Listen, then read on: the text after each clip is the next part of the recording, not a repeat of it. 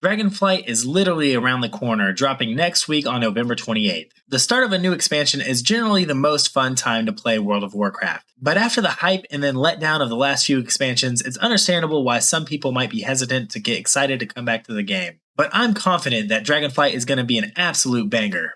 In this video, I'm going to go over 11 reasons why you should either come back to World of Warcraft or pick it up and try it out for the first time. If you think I've forgotten any good reasons to come back, please let me know.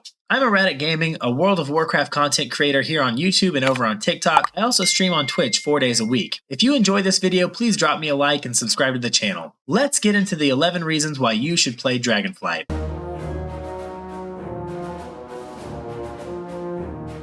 It's no secret that Shadowlands fell short of expectations. While Season 4 was actually a huge hit and a great success, the content of Shadowlands was a little lackluster, especially during 9.1. It's a bit spooky to think about as you're going into a new expansion and trying to decide whether you want to devote your time and energy to playing the game. Now, Blizzard has said that they would like to push out patches of higher quality more often, and it does appear as if that's more than just words. The staff that they've hired to work on Dragonflight is actually 50% bigger than it was in Shadowlands. Bellular has a great video that goes into a deeper dive on these statistics, so I'll link that below if you want to check it out. But more people working on the game that we love can only be a good thing.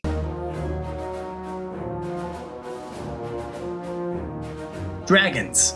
Enough said. Okay, not really, but World of Warcraft is returning to a more grounded story based on the core lore of World of Warcraft. We're talking dragons, titans, elementals, and although it's only been hinted so far, I'm pretty sure we're going to see some old gods as well. In Shadowlands, we traveled outside of reality to the Land of Death in the Shadowlands, and then even further when we traveled to Zereth Mortis and the Sepulchre of the First Ones. We were told that so much of the story that we had been through on Azeroth was really all just the Jailer's plan all along. I think we got a little too large scale too quick when we're actually dealing with the creation of the entire universe. So I'm super excited to be returning to Azeroth and to a more grounded story based on fantasy driven lore.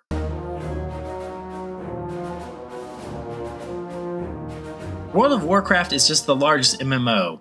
Numbers don't lie. When it comes to the user interface, I believe the old adage, if it ain't broke, don't fix it, has guided the developers' plans. But that's finally changing in Dragonflight, and it's a good change. Virtually every part of the player's heads-up display is now editable, and while I do think it still needs a good bit of polish, it's mostly a move in the right direction. The UI overhaul has allowed me to get rid of add-ons that I've used for years. And if they keep improving on it, and I have no reason to think that they won't, I'll probably be getting rid of even more in the future. The new UI has brought World of Warcraft closer to the aesthetic of current MMOs, while keeping a lot of the charm and nostalgia of the old UI.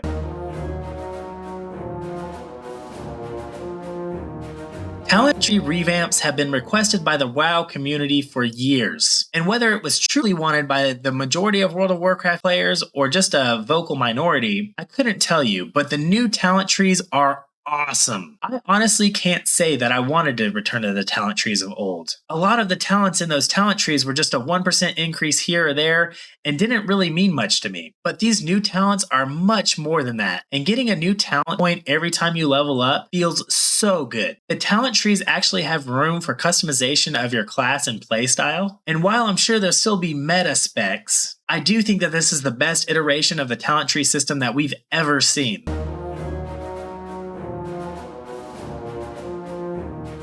Dragonflight introduces the first ever advanced class, the drac'thyr evoker. Drac'thyr are simply amazing, and I honestly haven't seen any negative feedback towards them. They are the first class with empowered spells, which charge up the longer you hold down a keybind, and the class flavor is immaculate.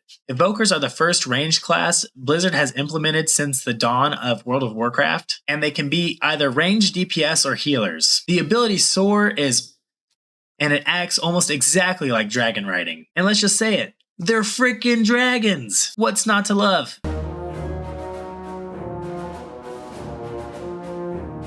Through a lot of the past expansions, the attitude of the World of Warcraft developers has often felt like, We hear what the players want, but we actually know better. This felt bad to a large portion of the World of Warcraft community, but I honestly feel like that mindset seems like it's changing. There have been many instances over the past year where Blizzard has changed something based on player feedback, or instances where they've implemented something that players have been requesting for years. They implemented cross-faction play in 9.2.7. They changed the 500 mount achievement mount after hearing player feedback on the first model, and they just announced that there are plans for cross-faction guilds at some point in the future. And that's just to name a few. Am I completely sold that this is how they're just going to start acting going forward? No, but they have garnered a little bit of my good faith, and I am hopeful.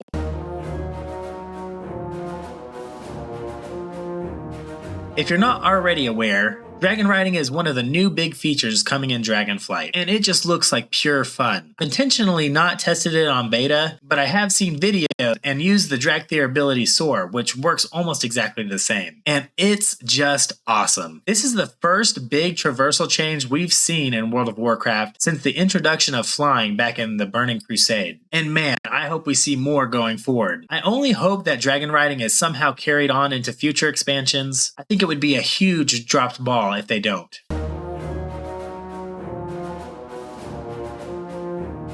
9.2.7 introduced a new type of dungeon rotation for the first time since Mythic Plus was introduced. Since the introduction of Mythic Plus, you've always run the same expansion dungeons the entire X pack, and you only get a change of scenery if they implement some mega dungeon that they split up, like Mechagon or Karazhan. Going forward, the Mythic Plus dungeon rotation will switch every season, which will make the barrier for entry much easier for those who either can't or don't want to start doing Mythic Plus dungeons right at the beginning of an expansion. Speaking from experience, trying to learn Mythic Plus dungeons when people have already been doing them for a year and a half and know every little trick in the book can be super frustrating and embarrassing. So this change is just a huge win.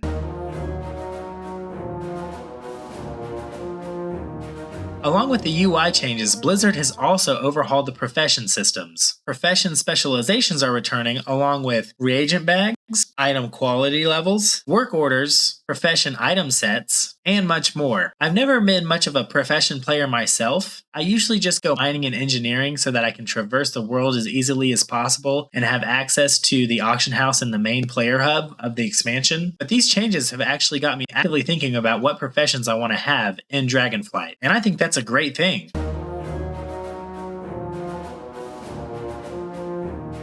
Ever since Legion, we've had a huge borrowed power system fueled by some sort of AP. I do think this was a cool concept at first, but it lost its luster quickly. Although it was intended as a system that would allow you to constantly progress your character, it always felt more like a system that you needed to grind out and something that would cause a barrier for entry for alts or newer players. You'd often get new abilities or ability modifiers through these systems, and as soon as an expansion ended, you would lose all of those powers, which felt really bad. They've baked a lot of the cool borrowed powered abilities into the new talent trees, which feels awesome. I'm interested to see how it plays out over the expansion of Dragonflight, but I'm confident it's going to be a positive change.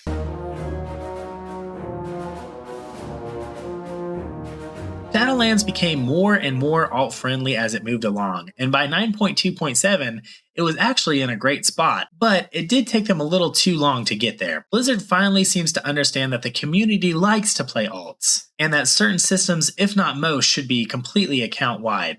They've implemented many changes in Dragonflight that are shaping it up to be the most alt-friendly expansion yet. Leveling is ultra-fast, dragon riding upgrades will be completely account-wide, and the removal of borrowed power systems will make it so there's not a huge grind once you hit max level on an alt. This is great news for everyone, from the people who like to play 20 alts to the super casual player who just wants to try out a different class for once. So that's it. That's my 11 reasons why I think you should return and play World of Warcraft or try it out for the first time. Please let me know if you disagree with any of my points or if you think there's another good point that I missed. If you made it this far and you enjoyed the video, please hit that like button and subscribe to the channel. I'm going to be working on videos like this throughout Dragonflight. And if you ever want to chat, come check me out on Twitch while I'm streaming. I love talking with people who enjoy this game. I'll see you all in the Dragon Isles.